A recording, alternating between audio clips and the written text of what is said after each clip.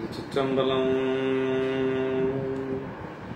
நேசம் நிறைந்த உள்ளத்தால் நீலம் நிறைந்த மணிகண்டத்து ஈசனடியார் பெருமையினை எல்லா உயிரும் துறை எடுத்து தேசம் உயதிருத்தொண்ட தொகை முன்படைத்த திருவாலன் வாசமுலர்மென் கழல் வணங்க வந்த பிறப்பை வணங்குவாம். தூக்கு சீர்திருத்தொண்ட தொகை விரி வாக்கினால் சொல்ல வல்ல பிரான் எங்கள் பாக்கிய பயனாம் பதிக்குன்றைவால் செக்கிழாரடி சென்னையிருத்துவாம். கைலாய பரம்பரையில் சிவஞான போத நிதி காட்டும் வெண்ணை பயில்வாய்மை மெய்கண்டான் சந்ததிக்கோர் மெய்ஞான பானுவாகி குயிலாரும் பொழில் திருஆவடுதுறைவாள் குரு நமச்சிவாய தேவன் சயிலாதி மரபுடையோன் திருமரபு நீடுவழி தழைகமாதோ. எல்லாம் வல்ல பெருமான் அருள்தரும் பன்னார் மொழியமடல் உடனமர் திரு நனாவுடையாருடைய திருவிழிகளை வணங்கி எம்பெருமக்கள் நாயன்மாருடைய பொன்னார் திருவிடை தாமர்களை மனமொழிமைகளாலை வணங்கி உரையாசிரியர் சிவக்கணையாவுடைய திருவடியிலே நீல நினைந்து திருவாவடுதுறை ஆதீன குருமுக சன்னிதானங்களுடைய பொன்னார் திருவடி தாமர்களை மனமொழி மைகளாலை வணங்கி அடியனுடைய ஞானசரி பிறந்தையாருடைய திருவடி தாமர்களை மனம் மொழி மைகளாலை வணங்கி அமைகின்றேன். அன்பார்ந்த சிவனை செல்வர்களே, இன்று ஆவணி மாதம் அனுச நட்சத்திரம், எம்பெருமான் குளச்சிறை நாயனார் குருபூசை திருநாள். அன்பர் பெருமக்களே, குளச்சிறை நாயனார் மதுரையம்பதியில் எம்பெருமான் நின்றசீர் நெடுமாற நாயனாருடைய ஒரு அமைச்சரவையிலே அவர் முக்கியமான ஒரு அமைச்சராக இருந்து பணி செய்த பெருமகனார். பாண்டி நாட்டிலே சைவம் தலை தோங்குவதற்கு மங்கையர்க்கரசியாருக்கு துணையாக நின்று சமண இருள் நீங்குவதற்காக அரும்பாடுபட்ட ஒரு பெரியவர் நம்முடைய குளச்சிறை நாயனார். அவர் இறைவனுக்கும் தொண்டு செய்திருக்கிறார், அடியாருக்கும் தொண்டு செய்திருக்கிறார். மதுரையம்பதியில் சமணம் தலை தோங்குவதற்கு அவர் அரும்பாடுபட்டவர் என்று சொல்லி நமக்கு புராணத்திலே அறிய முடிகிறது. நாயனாருடைய திருச்சரிதத்தை நம்முடைய சேக்கிழார் பெருமான் 11 பாடல்கள் அருளியிருக்கிறார். அதுபோக ஞானசம்பந்த பெருமானுடைய திருச்சரிதத்தில் குளச்சிறை நாயனார் ஞானசம்பந்த பெருமானை வரவேற்றதிலிருந்து அவர் பணிந்து எப்படி அழைத்து கொண்டு சென்றார் என்பது முதலாக சேக்கிழார் பெருமான் நமக்கு மிக அருமையாக அந்த சரித்திலே அருளியிருக்கிறார்கள். குளச்சிறை நாயனார், மங்கையர்க்கரசர் 2 பெருமக்கள் மட்டுமே மதுரையம்பதியில் திருநீறு பூசியவர்கள். ஞானசம்பந்த பெருமானுக்கு அழைப்பு வருகிறது. திருமறைக்காட்டிலே மறைக்கதவம் திறந்தும் அடைப்பித்தும் அருட்செயலெல்லாம் நிகழ்ந்து அங்கு தொண்டர்களோடு மகிழ்ச்சியாக இருக்கின்ற பொழுது மங்கையர்க்கரசியார் 2 ஒற்றர்களை அனுப்புகின்றார். அவர்கள் வந்து ஞானசம்பந்த பெருமானிடத்திலே அம்மையார் அழைத்தார்கள் என்று சொல்லி அந்த ஓலையை கொடுக்கின்ற பொழுது அவர் அங்கிருந்து புறப்படுவதற்கு தயாராகிறார். பாண்டி நாட்டிலே சென்று சமண இருளை நீக்குவதற்காக அவர் புறப்பட தயாராக இருக்கின்ற பொழுது நாவுக்கரசு பெருமான் அவர் உரிமையாக எடுத்துக் கொள்ளுகிறார். செல்ல இசையேன் என்று சொல்லி சொல்லுகிறார். ஏனென்று சொன்னால் அங்கு சமணர்கள் ரொம்ப வன்மையுடையவர்கள், அவர்களால் இந்த குழந்தைக்கு ஏதாவது துன்பம் வந்துவிடக் கூடாது என்று சொல்லி ஒரு உரிமையோடு சொல்லுகிறார்.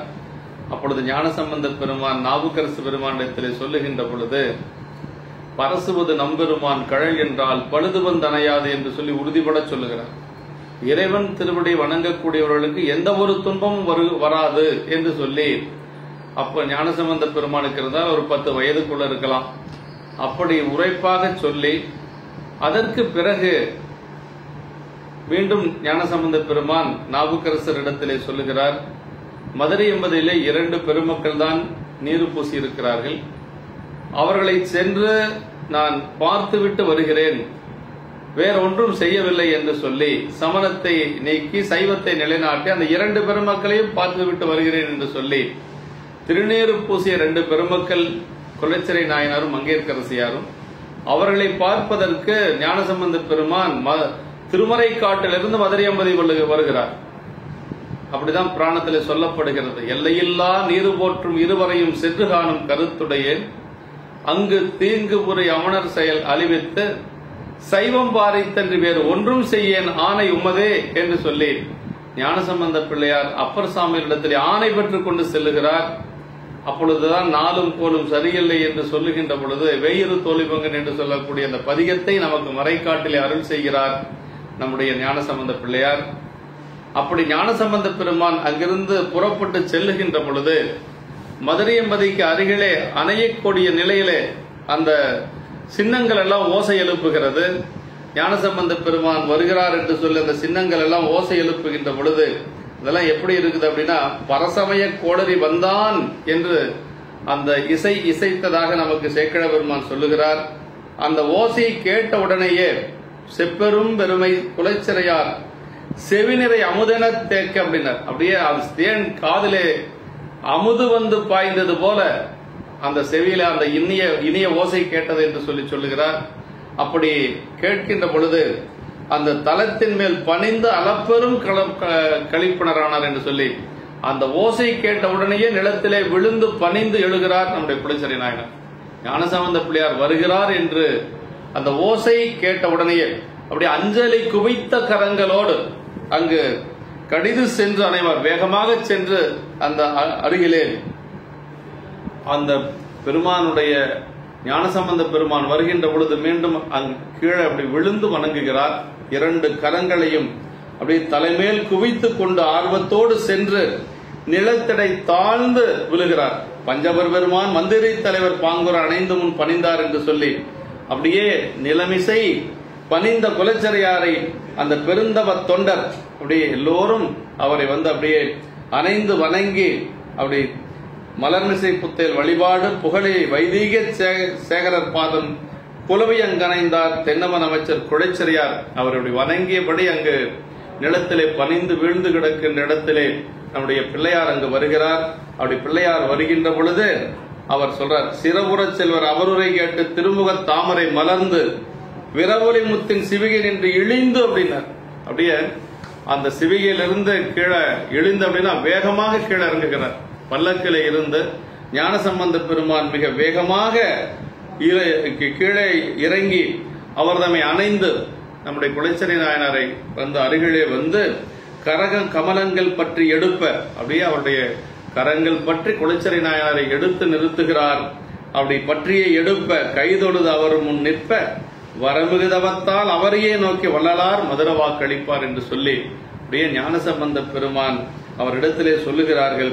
அதாவது இவர்தான் குலைச்சிறையார், மந்திரியார் குலைச்சிறையார் என்று சொல்ல அவரை அப்படியே தன்னுடைய திருக்கரங்களாலே கீழே பணிந்து கிடக்கக்கூடிய குலைச்சிறை நாயனரை எடுத்து நிறுத்துகிறார். நம்முடைய ஞான பேராளர், நம்முடைய ஞான பெருந்தகையாளர் பிள்ளையார் என்று சொல்லி பிராணத்தில் அறிய முடிகிறது.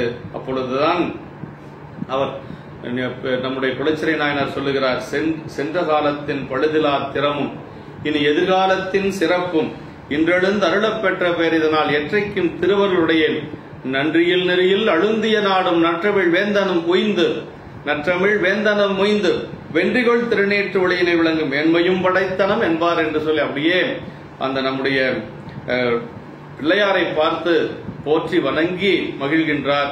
அதற்கு பிறகு அவரை அழைத்துக் கொண்டு செல்லுகின்றார்கள். அவர் வந்தவுடனேயே பிள்ளையார் ஆலவாய் எங்கிருக்கிறது, ஆலவாய் பெருமானை வழிபாடு செய்ய வேண்டும் என்று சொல்லி அழைத்துக்கு செல்லுகிறார். அது கூற குலைச்சிறை நாயனார் தான் அழைத்து கொண்டு செல்லுகிறார்.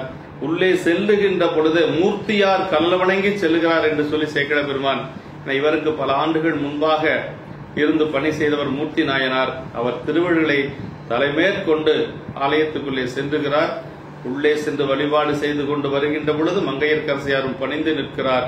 அவரும் நிலமிசை விழுந்து கிடக்கின்ற பொழுது அவரையும் தன்னுடைய கரங்களால் பற்றி எடுத்தார் என்று சொல்லி சேக்கிழ பெருமான் போற்றுகின்றார். அப்படி ஞானசம்பந்த பெருமானிடத்திலே 2 பெருமக்களும் அளவற்ற அன்பு வைத்திருந்தார்கள். குலைச்சிறை நாயனாரும் மங்கையர்க்கரசியாரும் அவர்கள் வைத்த அன்பிற்காகவே அவர்களை சென்று காண்பதற்காக திருமறைக்காட்டில் இருந்து சென்றவர் நம்முடைய ஞானசம்பந்த பிள்ளையார். அவ்வளவு பெருமையுடையவர் நம்முடைய குலைச்சிறை நாயனார் என்று சொல்லி குலைச்சிறை நாயனாருடைய திருச்சரிதத்தை திருத்தொண்ட தொகை ஆசிரியர் நமக்கு அருளுகின்ற பொழுது பெருநம்பி குலைச்சிறைதன் அடியார்க்கும் அடியன் என்று சொல்லி சொல்லுகிறார்.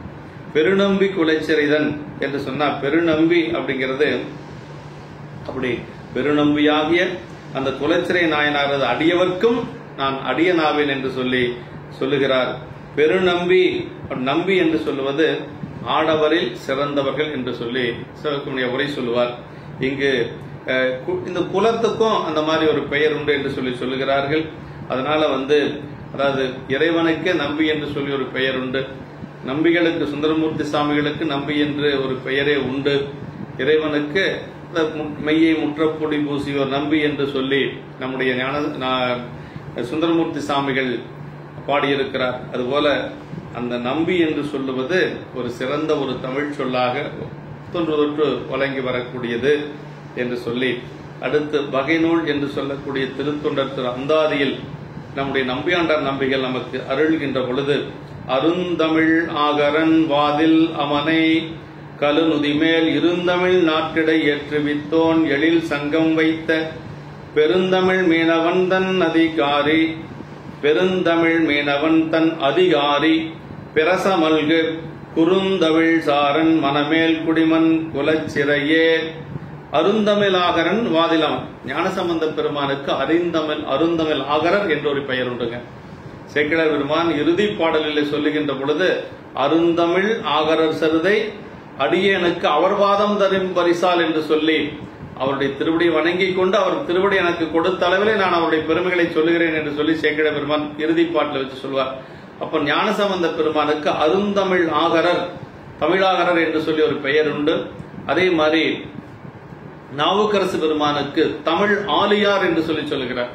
தமிழ் ஆலி என்று சொல்லி கைலாயத்திலே உறுப்புகள் எல்லாம் சிதைந்து கிடக்கின்ற பொழுது அவருடைய உறுப்புகள் தான் சிதைந்தது, உள்ள இருக்கக்கூடிய தமிழ் உணர்வு சிதையவில்லை என்று சொல்லி சிவப்புடைய உரை சொல்லுவார். அங்கு தமிழ் ஆளி என்று சொல்லி, தமிழ் ஆழியார் என்று சொல்லி அங்கு போற்றுகின்றார்.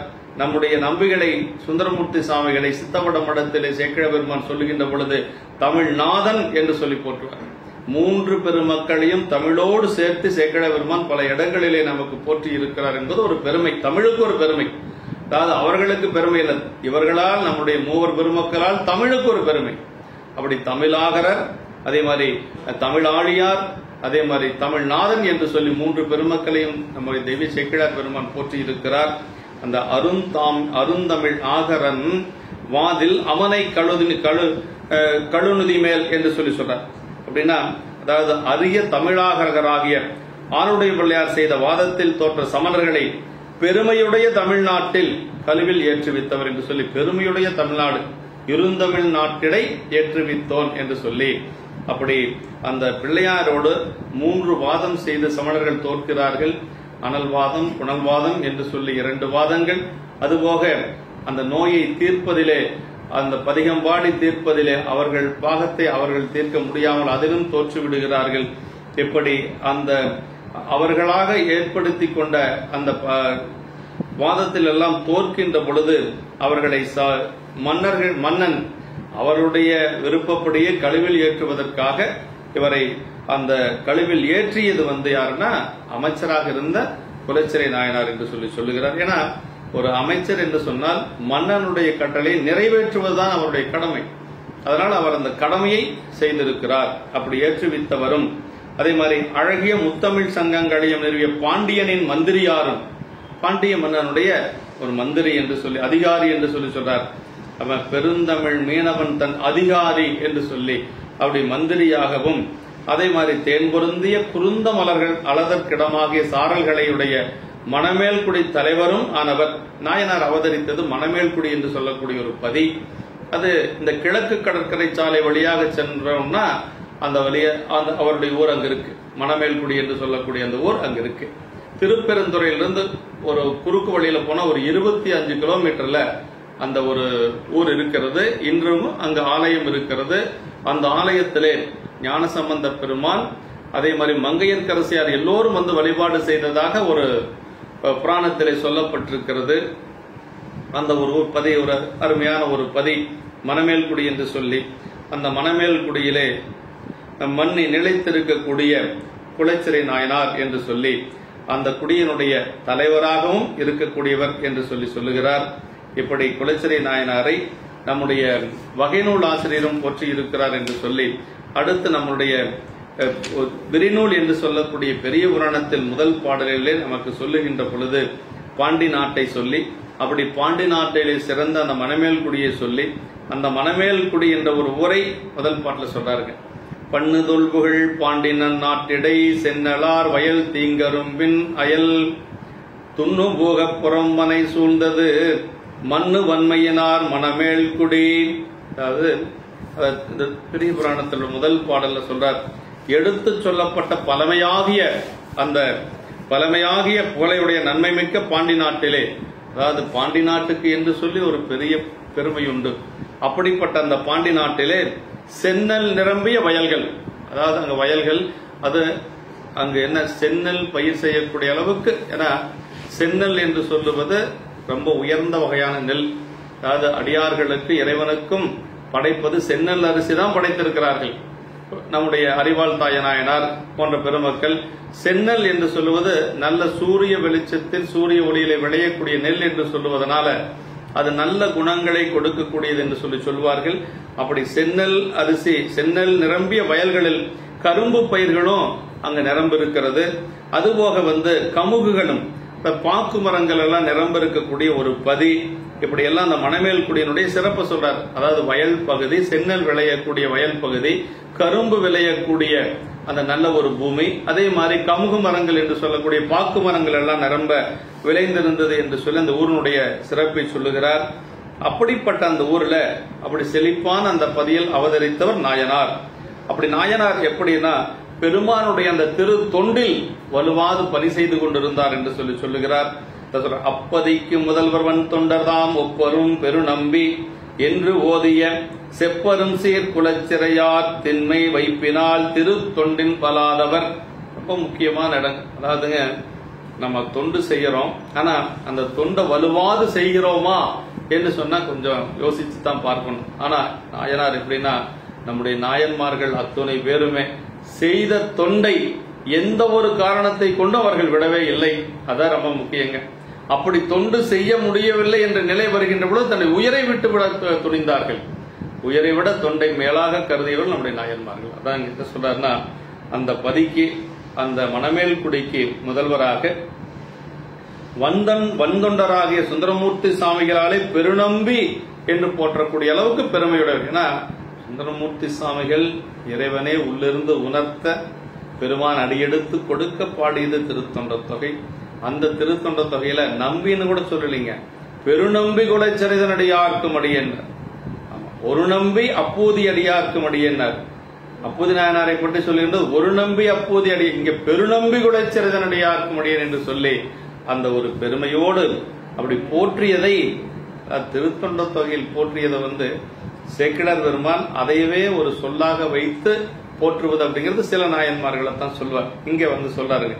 அப்படி அதான் சொல்றாரு, ஒப்பரும் பெருநம்பி என்று ஓதிய செப்பரும் சீர் குலச்சிறையார் என்று சொல்லி வன்தொண்டரே அப்படி சொல்லியிருக்கிறாங்க. அது அவ்வளவு பெருமையாக சேக்கிழார் பெருமான் நமக்கு சொல்றாருங்க. அப்படி சிறப்பினுடைய குலச்சிறையார் திண்ணிய தன்மையினால் திருத்தொண்டின் திறத்தினும் சிறிதும் வராதவர் அப்படின்னா, அதாவது ஒரு உரைப்பு வேணுங்க, தொண்டுல ஒரு உரைப்பு. தன் கடன் அடியேனையும் தாங்குது என் கடன் பணி செய்து கிடப்பதே அப்படின்னா தொண்டுல ஒரு உரைப்பு. அப்பர் சுவாமிகள் அவ்வளவு உரைப்பாக தொண்டு செய்தார். நம்முடைய நாயன்மார்கள் எல்லோருமே அப்படிதான். அப்படி குலச்சிறை நாயனார் முதல்வர் வளாதவர் அப்படின்னா தொண்டிலிருந்து எப்பொழுதும் வலுவியதே இல்லைங்க. ஆனா பெருநம்பி என்று சொல்வது, பெருநம்பி குலச்சிறை அடியார்க்கும் அடியேன் என்று சொல்லியது ஒரு பெருமையாக நமக்கு சொல்லுகிறார். அப்படி செப்பரும் சீர் அப்படின்னா தியாகேசர் தமது திருவாக்கால் அடியும் அதே மாதிரி பொருளும் எடுத்து கொடுக்க அத்திருவருள் துணை கொண்டு அருளிய பதிகத்தில் இவ்வாறு எடுத்து போற்றப்படும் சிறப்பும் செய்து வந்த திருத்தொண்டின் சிறப்பும் என்று சொல்றாருங்க. ஆமா, அப்படின்னா இறைவனே அடியெடுத்து கொடுத்து திருத்தொண்ட தொகை தொல்லைமால் வரைவயந்த தூயாள்தன் திருப்பாகன் அல்லல் தீர்ந்து உலகுய மறையழைத்த திருவாக்கால் தில்லைவாள் அந்தர்தம் அடியார்க்கும் அடியேன் என்று எல்லையில் வன்புகழாரை எடுத்து செய்ப்பா மொழி என்றார். திருத்தொண்ட தொகை தாங்க ரொம்ப முக்கியம். நமக்கு அடியார்களுக்கு என்ன வேணும்னா திருத்தொண்ட தொகை தினசரி படிக்கணுங்க. ஒரு அடியார்னா அவர் திருத்தொண்ட தொகை படிச்சாதான் அடியார், இல்லைன்னா அடியார் இல்லை அப்படின்னு சேக்கிழார் பெருமான் சொல்றாருங்க. எங்க சொல்றாருன்னா பெருமலை குருநாயனர் குணத்துல வருதுங்க, மெய்யடியார் சித்த நிலவும் திருத்தொண்ட தொகை அப்படின்னாரு. அப்படின்னா மெய்யடியார் உண்மையான அடியாருடைய சித்தத்துல திருத்தொண்ட தொகை இருக்குமா? எப்பொழுதும் திருத்தொண்ட தொகை இருக்கணும், எப்பொழுதும் மனப்பாடமா இருக்கணுங்க. நமக்கு என்ன மனப்பாடம், நமக்கு சைவர்களுக்கு அடியார் பெருமக்களுக்கு என்ன ஒரு மனப்பாடமா செய்ய வேண்டிய ஒரு பகுதி அப்படின்னு கேட்டா திருத்தொண்ட தொகை கண்டிப்பா மனப்பாடம் செய்யணும். இதில்லா திருத்தொண்ட தொகையினர் நம்முடைய தீமைகளை இல்லையாக செய்யக்கூடிய திருத்தொண்ட தொகை. என்ன நமக்கு தீமை அப்படின்னா நமக்கு இருக்கக்கூடிய அறியாமை என்று சொல்லக்கூடிய ஆணவ மலம் தான் நமக்கு இருக்கக்கூடிய தீமை. அதையவே இல்லையாக செய்வது திருத்தொண்ட தொகை அப்படின்னாரு. அப்படி அதான் சொல்றாரு, செப்பரும் சீர் குலச்சிறையார் அப்படிங்கிறார். இந்த இடத்துல திருத்தொண்டில் வளாதவர் என்று சொல்லி சொன்னார். எப்பொழுதும் தொண்டு செய்து கொண்டே இருப்பார். எப்படி இருந்தாலும் தொண்டு செய்வார். குலச்சிறைனா குலம் காப்பவர் என்பது ஒரு சொற்பொருள் அப்படிங்கிறார். குலத்தை காப்பவர் என்று சொல்லி பொருள். திண்மை மனத்திற்பம் அப்படிங்கிற எண்ணிய எண்ணியாங்கு எய்துவ எண்ணியார் திண்ணியராக பெறின் அப்படின்னார். அப்படின்னா உயர்ந்த தன்மைங்க. அது எண்ணியாங்கு எய்துவ அப்படின்னா இவரது திண்மையே தென்னவன் உய்வதற்கும் தென்னவன் நாடும் ஏனைய நாடுகளும் திருநீர் சிரத்தற்கும் அவனீருள் மாய்வதற்கும் காரணமாயினவை குறிப்புள்ளார். இவருடைய அந்த உறுதிப்பாடுதான் அதற்கு காரணம் என்று சொல்லுகிறார்.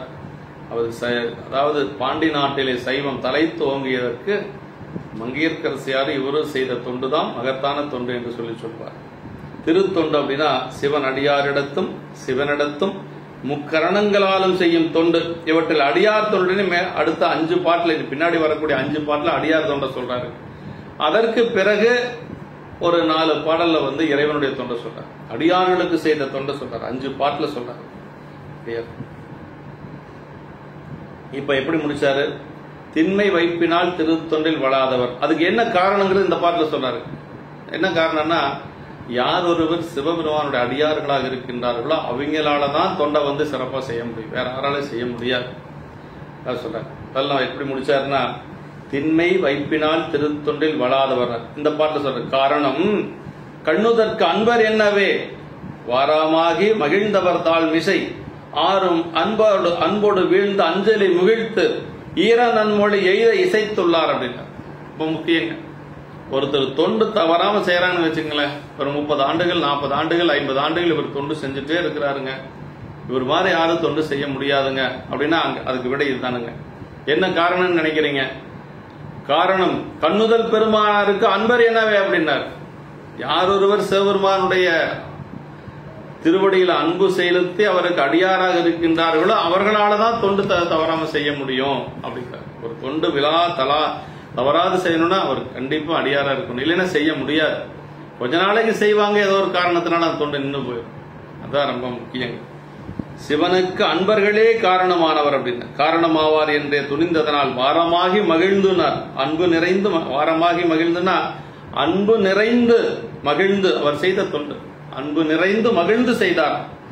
அவர் தாழ்மை சொல்றார் பாருங்க, அவர் தாழ்மிசையாரும் அன்போடு வீழ்ந்த அஞ்சலி முகிழ்த்து அப்படின்னார். அப்படியே அந்த அடியாருடைய திருவடிகளில் மிக்க அன்போடு விழுந்து கைகள் கூப்பி தொழுது அவருடைய நல்ல மொழிகளை பொருந்த சொல்லி உள்ளார் என்று சொல்லி, அது அமைச்சரா இருந்தும் அது மாதிரி செய்திருக்கிறார் பாருங்க. அவர் ஒரு அமைச்சராக இருந்தாலும் அவருடைய திருவடியில் விழுந்து அஞ்சலி கூப்பி அது ஈர நன்மொழி எய்த இசைத்துள்ளார் அப்படின்னார். இது கல்யாணகுடி மாரநாயகர் போனத்தில் அப்படித்தான் வருங்க.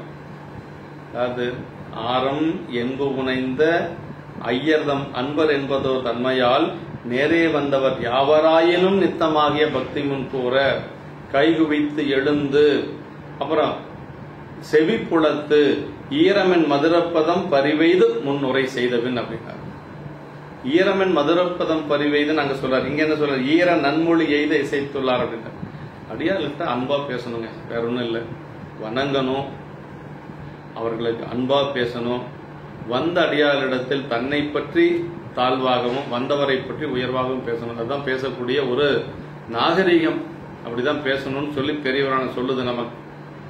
இசற்கு அன்பானார் யாவரையும் தாம் கண்டால் பூசி மிக குதுகுதுத்து கொண்டாடி மகிழ்வுற்று ஆசையினால் ஆவின் பின் கன்றணைந்தார் போல் அணைந்து பேசுவன பணிந்த மொழி இனியனவே பேசுவார். பணிவா பேசணும், இனிமையா பேசணும். இதுதான் பேசக்கூடிய முறை அடியார்கிட்ட. பேசுவன பணிந்த மொழி இனியனவே பேசுவார். பத்தராய் பணிவர் பணத்தில் சேக்கிழ பெருமான் சொல்றாரு நமக்கு. இப்போ எப்படி நாம அடியார வரவேற்கணும்? நன்றுமது நல்வரவு நங்கள் தவம் அப்படின்னா திருத்தாட்கொண்டு புராணத்துல எந்தைவரான் புரிதவத்தோர் இவ்விடத்து எழுந்தருள உயிர்ந்தொழிந்தேன் அடியேன் ஞான் மானக்கஞ்சார் நாயனர் புராணத்துல எந்த எம்பெரும் தவத்தினால் என்கொள் முனிவர் இங்கு எழுந்தருளியது இயல்பகை நாயனருடைய புராணத்துல.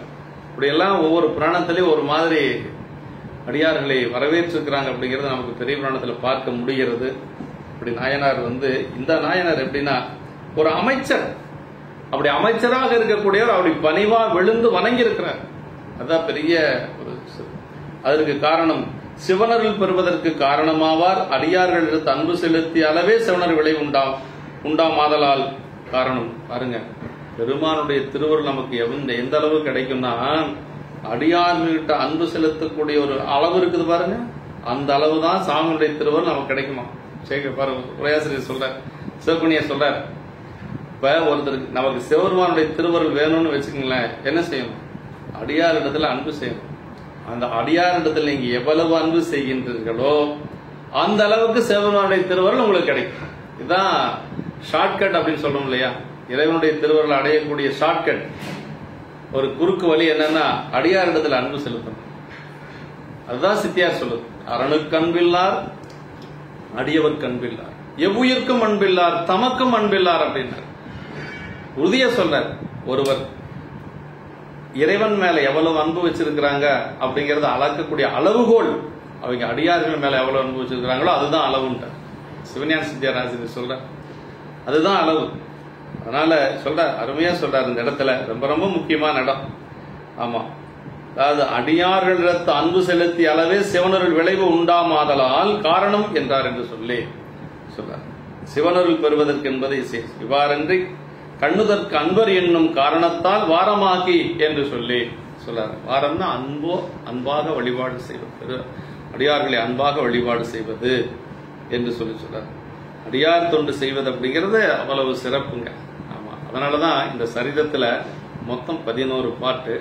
அதுல அவருடைய வரலாறு, அவருடைய அவதாரத்தை எல்லாம் சொல்லி முடிச்சுட்டு 5 பாட்டு அடியார்களுக்கு, அப்புறம் மறுபடியும் 3-4 பாட்டு தான் சிவபெருமானுக்கு. அதில் கூட ஒரு பாட்டு அடியார்களை பத்தி சொல்லுகிறதுல அதிகமா சொல்லியிருக்கார் சேக்கிழ பெருமான். அவ்வளவு சிறப்பு அடியார்களுக்கு கொடுக்கிறார்.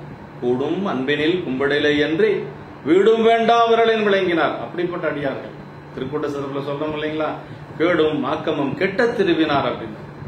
தனக்கு துன்பம் வந்தாலும் சரி, தனக்கு மகிழ்ச்சியா இருந்தாலும் சரி, இறைவனிடத்தில் வச்சிருக்கூடிய அந்த அன்புல கொஞ்சம் கூட வலுவாதவர் நம்முடைய அடியார்கள். கேடும் மாக்கமும் கெட்ட திருவினார் ஓடும் செம்பொன்னும் ஒக்கவே நோக்குவார் என்று சொல்லி அப்படி அடியார்கள் நமக்கு நம்முடைய பெரிய புராணத்திலே பேசப்பட்ட அடியார்கள் என்று சொல்லி ஈரமென் மொழி அப்படின்றார். ஆமா, ஈர அன்பினர் யாதும் குறைவிலார் வீரம் என்னால் விளம்பும் தகையதோ என்று சொல்லி ஈரமென் மொழி அப்படிங்கிறத ஈரம், அதாவது அன்பா பேசணும், தேன் போன்ற மொழிகளால பேசணும், தன்னை பற்றி குறைவாகவும் குறைத்தும் வந்தவர்களை பற்றி பெருமையா பேசணும். சிறுத்தொண்ட நாயனார் பணத்தில் சொல்றாரு, நாதனடியார் தம்மை நயப்பாட்டு வழிபாட்டால் மேதக யார் அவர் முன்பு மிகச்சிறியராய் அடைந்தார் ஆதலினால் சிறு தொண்டர் என நிகழ்ந்தார் அவன் என்பவர். அவர் பரஞ்சோதியார் அவருடைய பெயர். அவருடைய ஆஜானுபாகவான உடம்பா இருப்பார். ஏன்னா ஒரு அமைச்சர் எப்படி, ஒரு போர்ப்படை தளபதி எப்படி இருப்பார். ஆனா ரொம்ப கூனி குறுகி நிற்பாரா அடியார் இடத்துல. நெஞ்ச நிமித்து நிற்பது அப்படிங்கிறது மரபு இல்லை சைவத்துல. எந்த அளவுக்கு பணிவா இருக்கிறோமோ அதுதான் சிறப்பு. வாழ்வினும் மையல் விட்டு வறுமையாம் சிறுமை தப்பி தாழ்வனும் தன்மையோடும் சைவமாம் சமயம் சார்தல் ஊழ்பெற அரிதுன்னு சித்தியார் சொல்லுது. இப்படி நாயனார் இருந்திருக்கிறார். எப்படி அவர் தொண்டு செய்தார் அப்படிங்கிறது சொல்றார் பாருங்க. குறியில் 4 குலத்தவராயினும் நெறியில் அக்குழம் நீங்கினராயினும் அறிவு சங்கரருக்கு அன்பர் எனப் பெறில் செறிபுறப் பணிந்தேத்திய செய்கையார். அதாவது அவர் எப்படி பணி செய்வார்? ஏதோ குறிப்பிட்ட குலங்களை சார்ந்தவர்களுக்கு மட்டும் செய்வாரா, இல்ல ஒரு பெரிய அடியார்கள் திருக்கூட்டம் குறிப்பிட்டவங்களுக்கு செய்வாரா அப்படின்னா அப்படின்லாம் இல்லை, எல்லாத்துக்கும் செய்வார். அதான் சொல்றார் 4 குலம். அந்த காலத்துல 4 குலங்க. என்னென்ன குலம்னா அரசர், அந்தனர், வணிகர், வேளாளர், 4 குலம். அந்த 4 குலத்தை சார்ந்தவர்களாக இருந்தாலும் சரி, அந்த குல நெறியிலே தவறியவர்களாக இருந்தாலும் சரி, அதை பத்தி கவலை இல்லை. ஆமா, அவர் பெருமானை சிந்தையில வச்சிருக்கணும், அவ்வளவுதான். அவர் அடியாரா இருந்தா போதுங்க. அதாவது நெறிப்படைய குலங்களிலும் நீங்கினர்களாயிருப்பினும் சங்கரனிடத்திலே தம் நிலை பெற்ற அன்பர்களாவார், சங்கரனிடத்திலே தம் அறிவு நிலை பெற்ற அன்பர்களாவார் என்று அறியப்பட்டால் அப்படியே மனம் செரியும்படி கூடி பணிந்து துதைக்கும் கொள்கையுடையவர் என்று சொல்லி சொன்னார். அது யாரா இருந்தாலும் சரி, அதை பத்தி கவலை இல்லைங்க.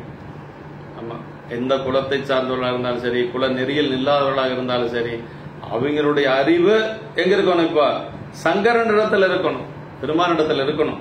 அப்படி இருந்தா அவங்களுக்கு தொண்டு செய்தார் நம்முடைய நாயனார் என்று சொல்லி சொல்றார்.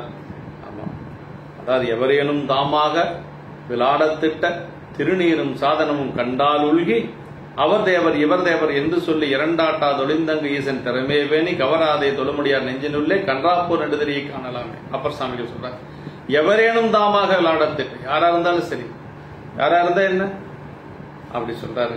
அது மாதிரி திருநீரும் சாதனமும், திருநீரும் உருத்திராட்சம் கண்டால் உள்கி அப்படி உருகி பணி செய்வாங்களாம் அடியார்கள். பத்தராய் பணிவார் என்று சொல்லக்கூடிய அடியார்கள் அவங்கதான் மிக நேர்த்தியான அடியார்கள் என்று சொல்லி, மறைச்சிலம்பு அடியார் மிக்க சீரடியார்கள் யாரெனினும் அன்பர் என்பதோர் தன்மையால் நேரே வந்தவர் யாவராயினும் என்று சொல்லி சொல்றாருங்க. இயல்பை நாயனர் குணத்தில் சொல்றாரு. யாரா இருந்தாலும் சரி, அடியாரா இருந்தாலும் சரி, யாது ஒன்றும் எம்பக்கம் உண்டாக அன்னது எம்பிரான் அடியவர் உடைமை அப்படின்னா புலையரே எனினும் ஈசன் புலன்களில் அடியில் புந்தி நிலையறையில் அவருக்கு பூசை நிகழ்த்துதல் நெறிய ஆகம விதிங்க.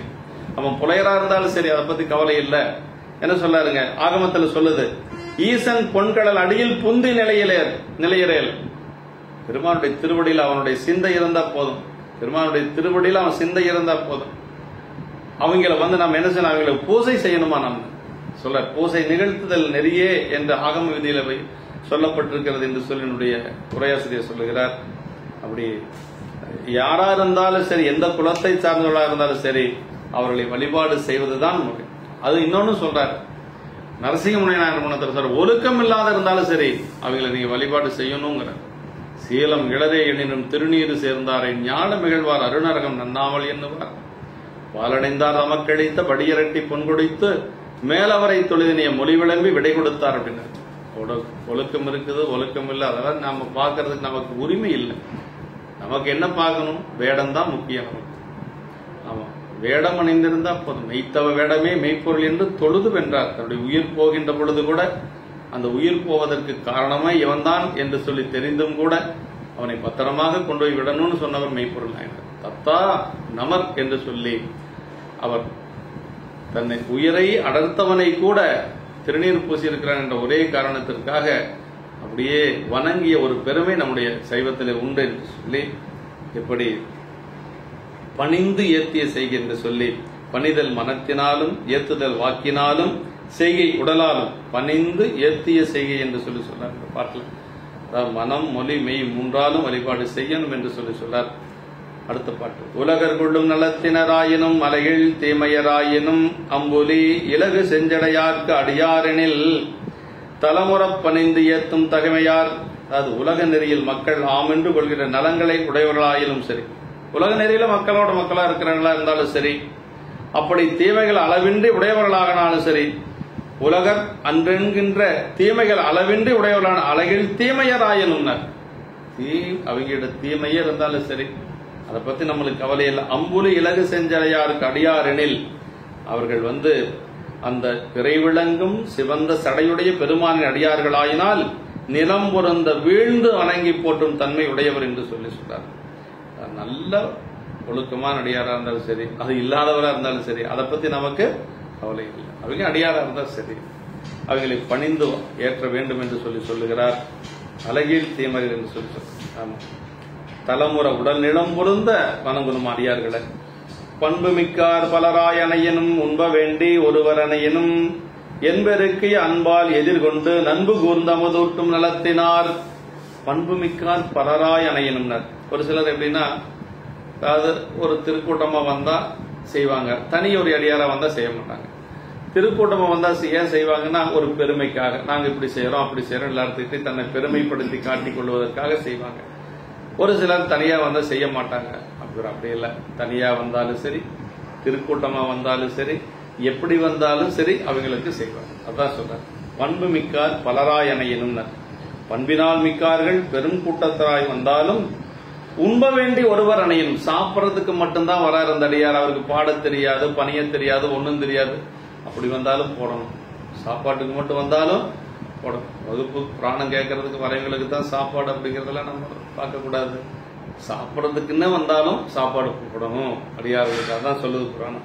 உண்ணுபவற்றை விரும்பி ஒருவராய் வந்தாலும். சாப்பிட்றதுக்குன்னே வராராம் ஒருத்தர்.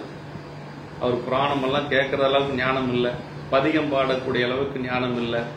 அடியார்களுக்கு பார்த்து அவர் ஒரு அடியார் ஆனா திருநீர் வச்சிருக்கிறாரு, உத்தராசம் போட்டிருக்காரு, அங்க போனா சாப்பிட்டுட்டு போலாம்ப்பா அப்படின்னு வந்தாலும் சரி அவரை அமரச் செய்து சாப்பாடு போகணும். அதான் பெரிய புராணம் சொல்லக்கூடிய நெறி. எண்ணுதலில் மிகுதிப்பட்ட அன்பின் திறன் காரணமாக எதிர்கொண்டு அழைத்து கொண்டு வந்து நேயம் மிக்க திருமதுட்டும் நலத்தினை உடையவர் அப்படின்னு வந்து வழியில வந்தாங்கன்னா அவங்களை அழைத்து கொண்டு வந்து திருமது கொடுக்கக்கூடிய ஒரு நியமம் உடையவர் என்று சொல்றார். உண்ப வேண்டி அப்படிங்கிறது ரொம்ப ரொம்ப முக்கியங்க. ஒரு சிலர் வந்துட்டான் சாப்பிட்றதுக்கு அப்படிலாம் சொல்லக்கூடாது அடியார்களை. அவங்க சாப்பிட்றதுனா நம்ம வினை நீங்குதுங்க. அப்படித்தானே இளையான்குடி நாயனார் குணத்தில் சொல்லுது. அழுந்து இடரில் நீங்கி அடியேனேன் உய என்பால் எழுந்தருள் வெறியோய் ஈண்டு அமுது செய்த அருள்கை என்று தொழும்பனார் உரைத்த போதில் சேக்கிழ பெருமான் என்ன சொல்ற? அழுந்து இடரில் நீங்கி எல்லையில்லாத துன்பத்துல நாங்க கிடக்கிறோம் பெருமானே, அந்த துன்பம் நீங்கணும்னா நீங்க வந்து உணவெடுத்தா போதும் அப்படி சொல்லி அழைக்கிறாங்க. அழுந்து இடரில் நீங்கி அடியேனேன் உய என்பால் எழுந்தருள் வெறியோய் ஈண்டு அமுது செய்த அருள்க, நீங்க சாப்பிட்டா போதும், அமுது செஞ்சா போதும், எங்க துன்பம் எல்லாம் நீங்கிரும் அப்படின்னு சொல்லி கேட்கிறாங்க இளையான்குடி நாயனார் அவருடைய மனைவியாரும். அப்ப அவர்கள் வந்து சாப்பிட்டாலும் நம்முடைய துன்பம் நீங்கும் என்று சொல்லி அதான் ஒருவர் உண்ப வேண்டி ஒருவர் அணையணும் அப்படின்னு சொல்லி சொல்றாங்க. பண்புனா அன்பு பண்பு, திருநீரு, கண்டிகை, கோவனம் முதலிய சிவ சாதனங்களால் அறியப்படும் என்பது என்பெருக்கி அன்பால் என்று சொல்லி எண்ணி மனத்துள் பெருகிய பேரன்பினால் என்று சொல்லி சொல்றார்கள். அடியாரை உபசரிப்பவர்களும் உலகில் பரவும் புகழ்ச்சி பற்றி செய்வோரும் பொருளை அளவுபடுத்தி செய்வோரும் உள்ளாராதலின் அந்நிலைக்கு ஏற்றவாறு அவர்கள் ஒருவரின் குறைவுபட்டும் பலர்வரின் மிகுதிபட்டும் செயல் செய்வர், அல்லது அம்முறை மாறி மிகுதியாயும் குறையாயும் செய்வர். நாயனார் அவ்வாறன்றி ஒருவரினும் பலராய்வரினும் ஒன்று போலவே நிகழ்ந்தனர். எத்தனை பேர் வந்தாலும் சரி ஒரே மாதிரி செய்யக்கூடிய ஒரு பெருமையுடையவர் நம்முடைய நாயனார் சொல்றாங்க. ஊதி கோவனம் சாதனத்தால் பொலிந்து ஆதி தேவர்தம் அஞ்செழுத்தாம் அவை ஓது நாவனக்கத்தால் உரைப்பவர் பாத நாளும் பரவிய பண்பினார். அது திருநீரு, கோவனம், உருத்தராக்கு முதலிய சிவசின்னங்களாலே பொலிவு பொருந்தி அடியார்கள் அதெல்லாம் இருக்கணுங்க. என்னென்ன இருக்கணும்? திருநீர் இருக்கணும், கோவன ஆடை அணிந்து இருக்கணும், உருத்தராக்கம் அணிந்து இருக்கணும், அப்படியெல்லாம் இருக்கணும். இதான் வந்து அப்படி பொலிவு பொருந்தி ஆதிதேவராகி சிவபெருமானுடைய திரு ஐந்தெழுத்தாகிய அவற்றை ஓதும் நாவின் வணக்கத்தினால் சொல்பவருடைய அஞ்செழுத்து உள்ள சொல்லிட்டு இருக்கோம் இல்லைங்களா? அன்புனாரா அஞ்செழுத்து நெஞ்சு தொடுக்க அளவு தொடுத்த அப்படிமார் சேக்கிழ பெருமான். மலர் தொடுக்கின்ற பொழுது வாய் விட்டு பாடக்கூடாதுங்க. அஞ்செழுத்த மனசுக்குள்ளதான் சொல்லிக்கணும். மற்ற நேரத்துல வெளியே சொல்லலாம். இல்ல மலர் தொடுக்கின்ற பொழுது அஞ்செழுத்த உள்ளுக்குள்ளதான் சொல்லணும். வாய் விட்டு சொன்னா எச்சில் பிறக்கும். அந்த மலர்ல எல்லாம் எச்சில் போடும், அது அனுசுதமாயிரும். அதனால அப்படி பாடணும்னு சேக்கிழ பெருமான் நமக்கு சொல்லியிருக்கிறார். அக இலக்கணம் என்று சொல்லுவது உள்ளுக்குள்ள அஞ்செழுத்தை சொல்லுவது, புற இலக்கணம் புற வழிபாடு புறத்திலே நமக்கு வேடம் என்று சொல்வது திருநீரு, அதே மாதிரி உருத்தராக்கும் சடைமுடி, இதெல்லாம் வந்து புற வேடங்கள் என்று சொல்லுவது என்று சொல்றார். அப்படி ஆதி தேவராய பெருமானுடைய ஐந்தெழுத்தாகி அவற்றை ஓதும் நாவின் வணக்கத்தினால் சொல்பவருடைய பாதங்களை ஒவ்வொரு நாளும் துதிக்கும் பண்பையுடையவர். ஒவ்வொரு நாளும் அவர்களுடைய பாதங்களை துதித்து வழிபாடு செய்யக்கூடிய பண்பை உடையவர் என்று சொல்றாரு. ஆமாங்க, இதெல்லாம் திருநீர் பூதி அப்படின்னா திருநீருங்க, ஐஸ்வர்யம் என்று சொல்லி. விபூதி விசேடித்த ஐஸ்வர்யம் அப்படின்னு அர்த்தம். பூதினா ஐஸ்வர்யம், விபூதினா விசேடித்த ஐஸ்வர்யம். நம்ம திருநீருக்கு அவ்வளவு பெருமை. திருநீற்றுக்கு வந்து அப்படி தேற்றமா சொல்லணுங்க. அழியா செல்வமாய முக்தி தருதலில் இவ்வாறு வழங்கப்படும். முக்தி தருவது நீர். நமக்கு முக்தி கொடுப்பது என்ன? திருநீர் தாங்க. அதனால ஆரம் கண்டிகை ஆடையும் கந்தையை பாரம் ஈசன் பணியலது ஒன்றிலார் என்று சொல்லி ஈரன்பினர் யாதும் குறைவிலார் வீரம் என்னால் விளம்பும் தகையது என்னார். அப்படி திருநீர் தான் ரொம்ப ரொம்ப முக்கியங்க நமக்கு. ஆமா, அதாவது நம்முடைய தேவாசிரி மண்டபம் எப்படி இருந்தது அப்படின்னா சொல்றாருங்க. அப்படியெல்லாம் திருநீர் பூசி இருந்ததுனால பாக்கிறதுக்கு பார்க்கடலை போல் இருந்தது. பூவார் திசைமுகன் இந்திரன் பூமிசை மாவால் அகலத்து மால் முதல் வானவர் ஓவாதவரும் நிறைந்துரைந்துள்ளது தேவாசிரியனும் திருக்கால். அறந்தை தீர்க்கும் அடியவர் மேனிமேல் நிறந்த நீற்றொழி யாழ் நிறை தூய்மையால் புறந்தஞ்செழுத்து ஓசை பொழிதலால் பரந்தாயிரம் பார்க்கடல் போல்வதெனர். ஆமா, அறந்தை தீர்க்கும் அடியவர் மேனிமேல் நிறந்த நீற்றொழியால் நிறை தூய்மையால் அப்படின்றார். இப்படி திருநீர் பூசி அடியார்கள் அங்க நிரம்ப இருந்தாங்க அப்படின்னு சொல்றாரு.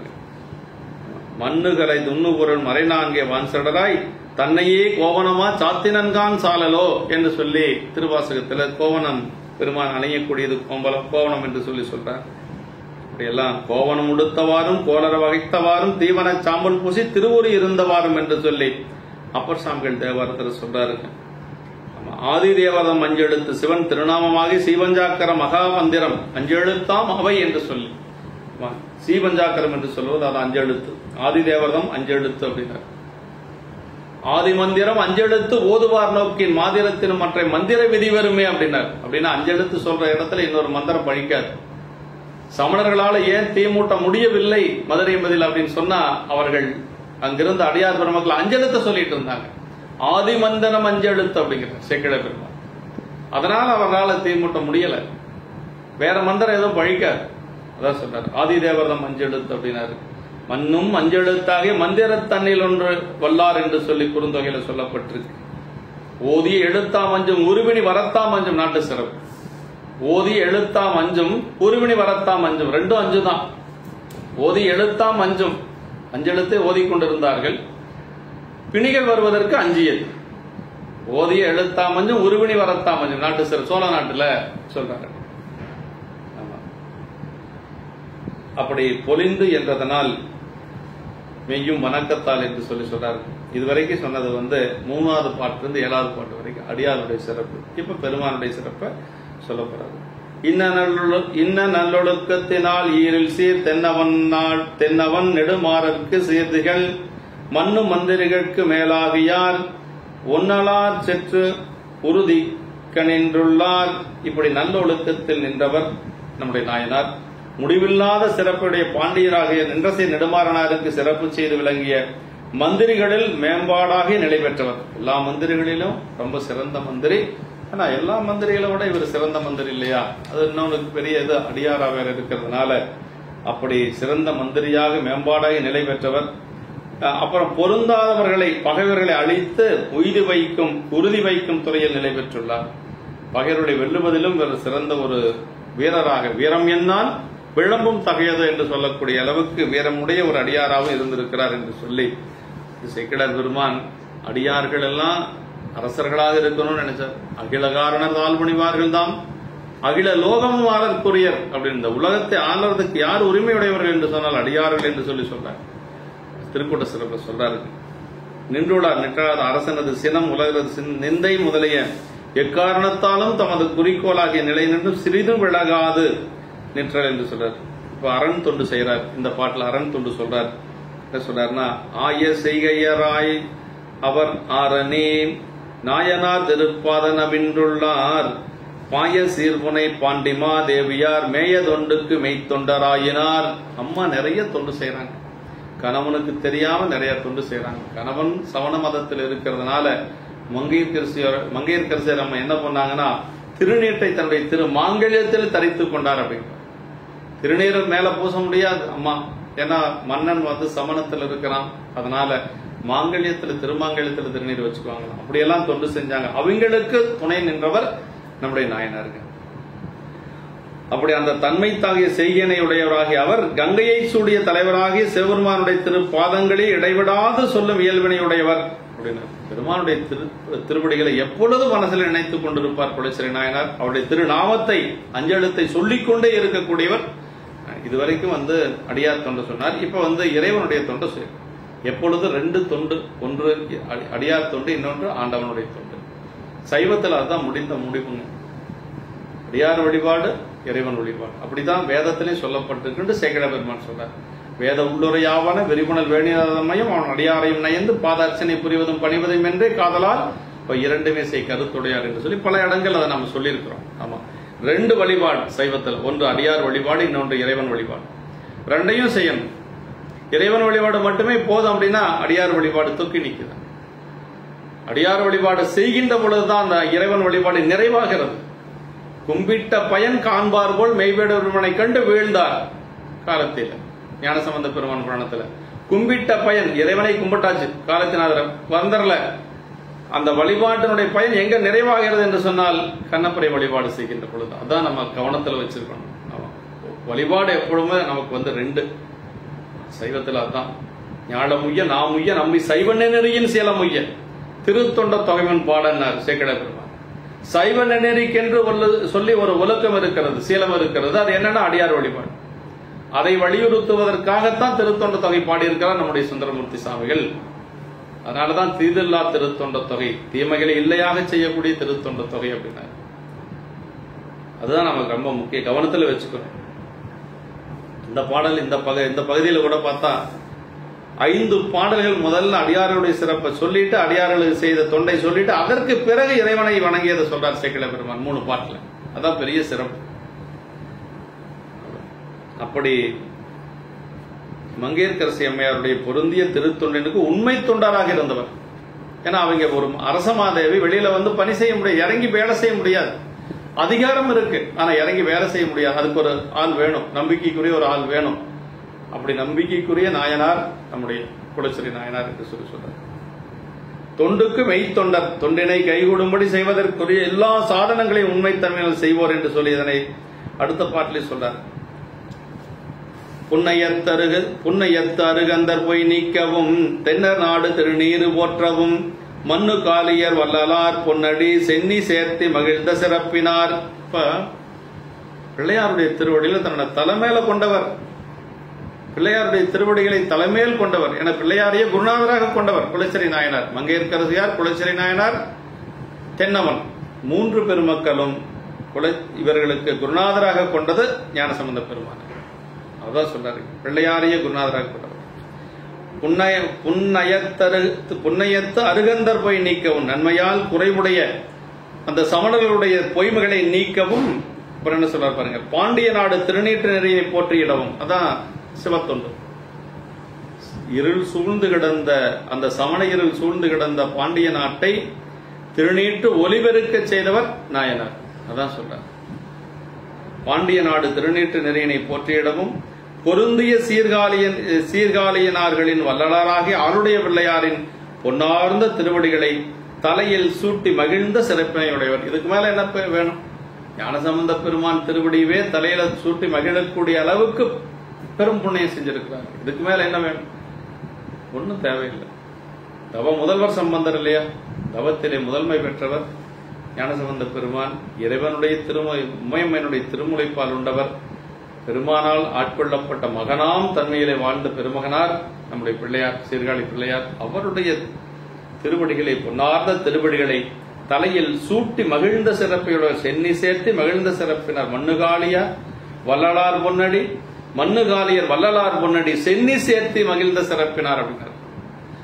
குருநாத திருவடிகளை அடியார் திருவடியில் நாம் எங்க வைக்கணுமா? சென்னியில வைக்கணும். அதான் ரொம்ப முக்கியம். சென்னி மண்ணி திகழுமே மணிவாசக பெருமான் சென்னி பத்திர. சென்னியில் என்ன இருக்கணும்? ஒன்னு இறைவன் திருவடி இருக்கணும், இன்னொன்னு அடியார் திருவடி இருக்கணும். குருநாதர் திருவடி அல்லது அடியார் திருவடி, இதுதான் இருக்கணும் சென்னியில். நன்மையால் குறைவுடைய, புன்னையத்துனா நன்மையால் குறைவுடைய சமணர்கள் என்று சொல்லி சொல்றாங்க.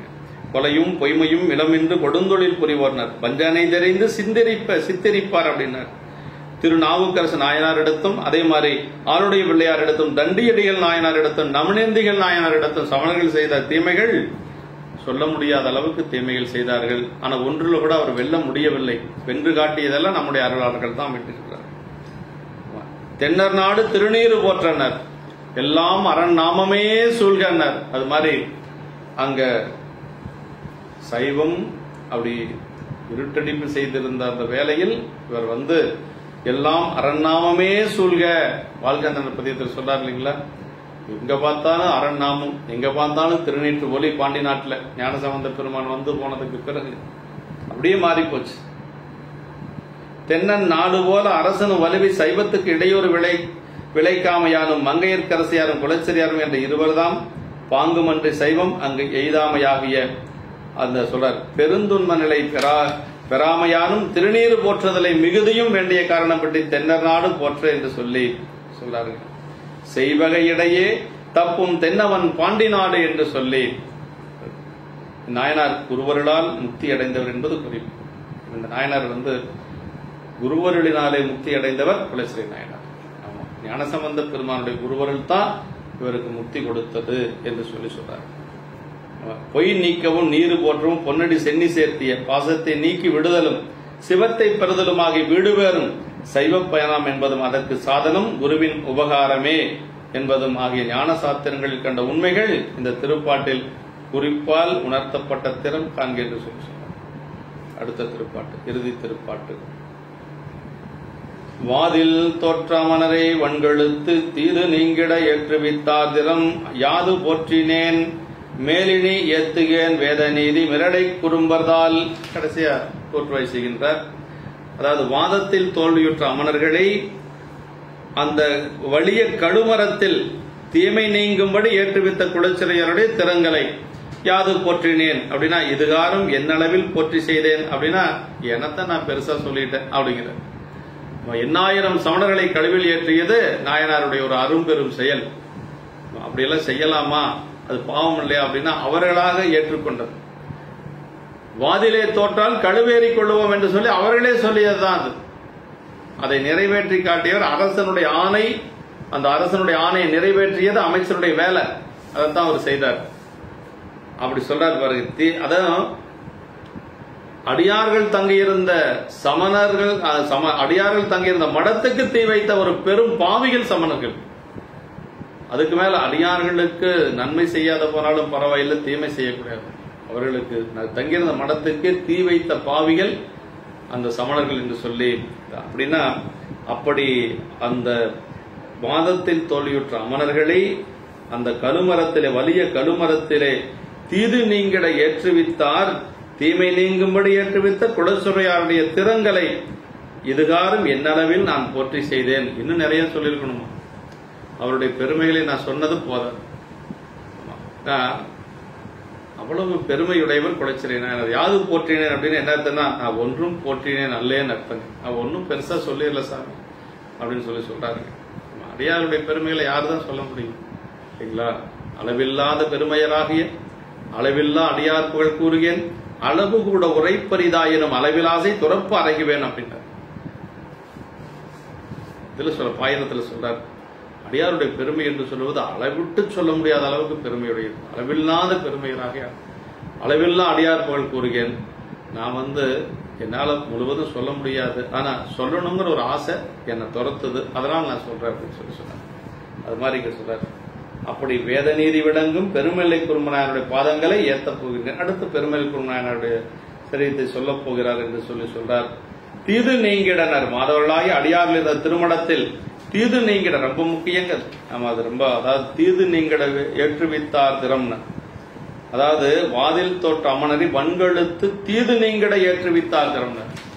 அடியார்கள் தங்கிற மடத்துக்கு தீ வைக்கலாமா? அந்த தீமையை நீக்கும் பொருட்டாகவே அவர்களை கழுவில் ஏற்றிருக்கிறார் குலச்சிறை நாயன். அதான் தீது நீங்கிடனர் மாதவர்களாகி அடியார்கள் இருந்த திருமணத்தில் நாடி தீயிட்ட தீமையாகி அவச்சாரம் அவர்களை பற்றாது அவர்கள் தீமை நீங்கி உயும்படி அரசன் இறைவன் தானையை, இறைவனது ஆணையை நிறுத்துபவனாதலின் நீதியின்படி அரச தண்டனை பெறும் உயிர்கள் தமது குற்றத்தினிடம் நீங்குவர் என்பது நூல் துணிவு. அமணரால் சைவமாகி உண்மை நிலைக்கு உளவாக தீமைகள் நீங்கிட என்றாலும் ஒன்று என்று சொல்லி அந்த சமணர்களுக்கும் தீமை நீங்கிருச்சு. ஏன்னா இந்த தண்டனை பெற்றதனால் அவைகளுக்கு அந்த நரகம் போகக்கூடிய நிலை நீங்கிருச்சு. அந்த பாவத்திலிருந்து கொஞ்சம் தப்பிச்சிட்டாங்க. ஆமா, ஏற்றுவித்தார் அப்படின்னா அவர்களது இசைவின்படியும் அவர்கள் செய்த அபச்சாரங்களுக்கு கழுவாய் வகிக்கும் தகுதியின்படியும் அரசன் ஆணையின்படியும் நீதி முறையினை நிறைவேற்றுவித்த அம்மட்டே அமைச்சு நிலையில் குலச்சிறையார் செய்தனர் என்பது ஞானசம்பந்த பெருமானுடைய புராணத்தில் அதை பத்தி விரிவா சொல்லப்பட்டிருக்கு. ஆமா, அதாவது அப்படி எல்லாம் 8000 சமணர்களை அப்படி ஏத்தலாமா, இதெல்லாம் பாவம் இல்லையா அப்படின்னு சொல்லக்கூடாது நம்ம. ஏன்னா அவர்களுடைய இசைவின் படிதான் நடந்தது, அவர்களாக ஏற்றுக்கொண்டதுதான் அந்த தண்டனை. யாரும் வேற யாரும் கொடுக்கல, அவர்களா ஏற்றுக்கொண்டது. இன்னொன்னு, சைவத்தை அவர்கள் செய்த அபச்சாரம், அதுக்கு கடுவாய் வேணும் இல்லையா, அதுக்கு தான் அது செய்தது. அரசன் ஆணையின்படியும் நீதிமுறையினை நிறைவேற்றுவித்த அம்மாட்டே அமைச்சு நிலையினால் அரசனுடைய ஆணை, அந்த ஆணையை நிறைவேற்றுவது அமைச்சருடைய பணி. அந்த பணியைத்தான் கொலைச்சிறையார் செய்திருக்கிறாரே ஒழிய அவர்களை கொலை செய்ய வேண்டும், அவர்களுக்கு தீங்கு செய்ய வேண்டும் என்று சொல்ல மனநிலை கிடையாது. அதை நம்ம புரிந்து கொள்ள வேண்டும். இப்படி ஏன்னா இது நிறைய இடத்துல அது கேட்கிறாங்க, அப்படி இல்லை. இச்சரிதம் முழுவதும் தேவார ஆதரவும் ஆட்சியும் பெற்ற சிறப்புடையது. தேவாரத்துல இந்த சரிதம் முழுக்க, இந்த சரிதங்கள் எல்லாமே தேவாரத்துல அதுக்கு அதற்கு தகுந்த ஒரு காரணங்கள் எல்லாமே தேவாரத்தில் அகச்சான்றாக குறிப்பிட்டப்பட்டிருக்கிறது என்று சொல்லி, அதாவது வள்ளல் தன்மையுடையோர் வாழ்ந்திருக்கிடமாவது என்று சொல்லி, திருத்தொண்டின் நெறியில் வளாமையை ஏற்றுதல் திண்மை வைப்பினால் ஆவது, சிவனடியார்களே உயிர்கள் உய்தி பெறுவதற்கு காரணம் என்று சொல்லி சொன்னார். அப்புறம் குறியில் 4 குலத்தினராயினும், அதாவது அடியார் தொண்டு என்று வருகின்ற பொழுது அடியார்களுக்கு வணங்கி அவர்களுக்கு அமுதூட்ட வேண்டும். அது எந்த குலத்தை சார்ந்தவர்களாக இருந்தாலும் சரி, எந்த நிலையில் நின்றவர்களாக இருந்தாலும் சரி, அவர்கள் நெறி நில்லாதவர்களாக இருந்தாலும் சரி, அவர்களுக்கு அமுது படைப்பது நாயனாருடைய ஒரு சிறப்பு. திருவருள் கைகூடினால் பாச நீக்கம் சிவப்பேரும் வாய்க்கும் என்று சொல்லி சொல்றார்.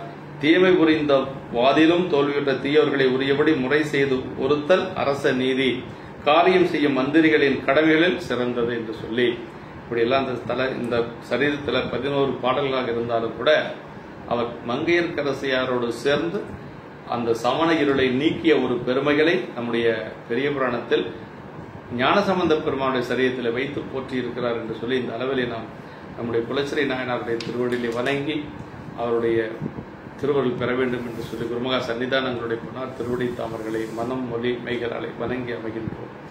என்றும் இன்பம் பெருகும் இயல்பினால் ஒன்று காதலி துள்ளமும் ஓங்கிட மன்றுளார் அடியார் அவர் வான்புகழ் நின்றதெங்கும் நிலைவு உலகம் வான்மிகள் வளாது பெய்க மலிவலம் சுரக்க மன்னன் போன்முறை அரசு செய்க குறைவிலாது உயிர்கள் வாழ்க நான்மறை அரங்கல்லொங்க நற்றவம் வெள்ளிமல்க மேன்மைகுள் சைவநீதி விளங்குக உலகமெல்லாம். மேன்மைகுள் சைவநீதி விளங்குக உலகமெல்லாம். மேன்மைகுள் சைவநீதி விளங்குக உலகம்.